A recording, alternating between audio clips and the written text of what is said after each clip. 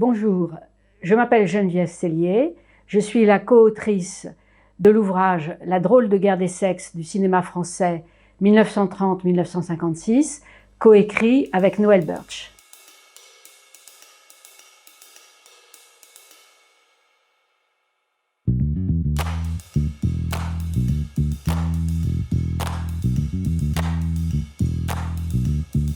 En fait, c'est un ouvrage qui est réédité.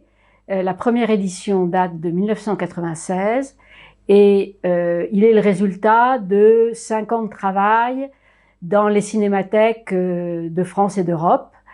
Nous avons visionné tous les films français qui étaient disponibles à l'époque des années 30, 40 et 50, avec l'idée de repérer des représentations dominantes des rapports hommes-femmes, puisque il nous semblait que c'était le sujet principal de la fiction française pendant ces années-là. Nous avons constaté que le cinéma de fiction, qui semble raconter des histoires de la sphère privée, était en réalité extrêmement sensible à la grande histoire. Cette première décennie du parlant, il nous a semblé qu'elle avait une unité autour d'une figure dominante que nous avons appelée le couple incestueux.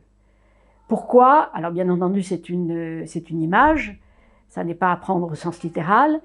Il s'agit de rendre compte d'une figure de couple absolument récurrente dans le cinéma populaire de cette période, qui met donc en face un homme d'âge mûr, en général un notable, et une très jeune femme, sur lequel il jette son dévolu. Donc ce cinéma, cette figure de couple incestueux, est une figure patriarcale au sens où le film donne toujours raison au patriarche. Là-dessus arrive la guerre, la défaite et la débâcle, et l'occupation allemande, ce qui va complètement redistribuer les cartes. Le cinéma de boulevard, enfin le boulevard comme genre, qui était dominant dans les années 30, disparaît quasiment au profit d'un genre qui était quasi inexistant avant-guerre, qui est le mélodrame.